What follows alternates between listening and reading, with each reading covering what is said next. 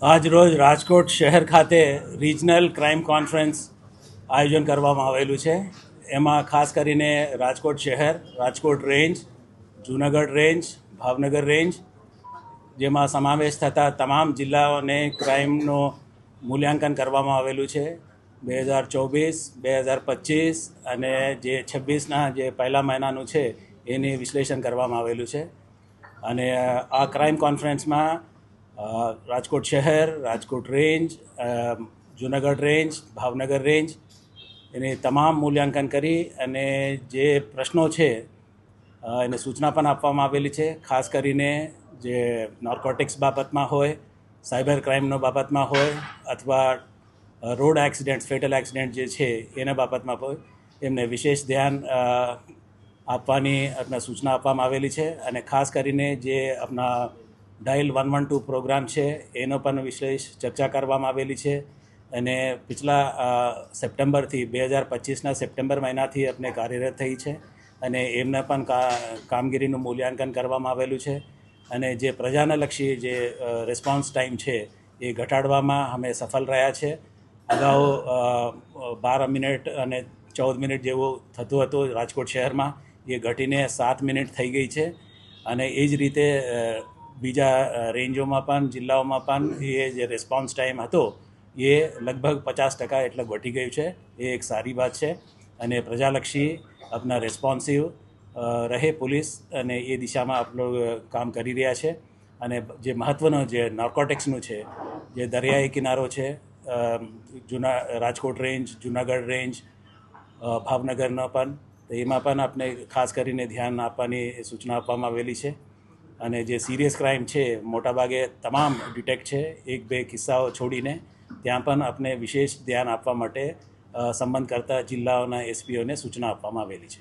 એક સંવેદનશીલ વાત છે એ જે આપ કહો છો એ હું અવગત છું કે ખાસ કરીને જે હોક્સ કાલ આવે છે સ્કૂલો ઉપર, કોર્ટના ઉપર અને સરકારી કચેરીઓ ઉપર, અને આપને જે કહ્યું છે કે ફેક આઈડી બનાવવાની, એના બાબતમાં પણ અમને વિસ્તૃત ચર્ચા થઈ છે કે એમાં જે રીતે જે ફોરેન બેઝડ VPN યુઝ કરીને આપણા ઈમેલ્સ મોકલતા હોય છે અને ફેક કોલ્સ મોકલતા હોય છે, તો એને પણ અમે તપાસ કરી રહ્યા છે. અમે સોર્સ સુધી પહોંચી ગયું છે, પણ સોર્સ અમુક સમયે દેશની બહારનું પણ હોય, તો એ દિશામાં પણ અમારી સેન્ટર ઓફ એક્સલન્સ અને જે હાઈએસ્ટ લેવલના જે ક્રાઇમ બ્રાન્ચના જે ટીમો છે એ કાર્યરત છે. અમે જે રીતે અમને સફળતા મળશે એ આગળના દિવસોમાં આપણે ખ્યાલ આપો.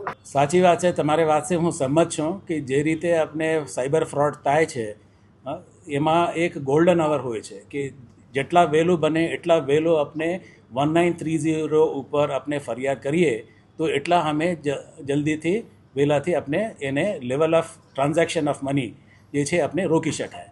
આપ અવગત છો કે એ ડિજિટલ પ્લેટફોર્મ છે, ડિજિટલ ઇન્ડિયાનો ભાગ છે કે જે બેંક જે એમાં ઇન્વોલ્વ છે એમાંથી અમુક મિનિટોમાં એ 4 લેયર 5 લેયર સુધી એ ટ્રાન્સફર થતા હોય છે. તો એટલા માટે જ આપણે જેને પણ આપણે ફ્રોડ થઈ હોય એને વહેલામાં વહેલા અમને 1930 ઉપર કોલ કરે તો એના ઉપર હમ લોગ એક્શન લઈ શકે છે. લગભગ 50 કરોડ જેટલા તો અમે પરત કરી રહ્યા છે.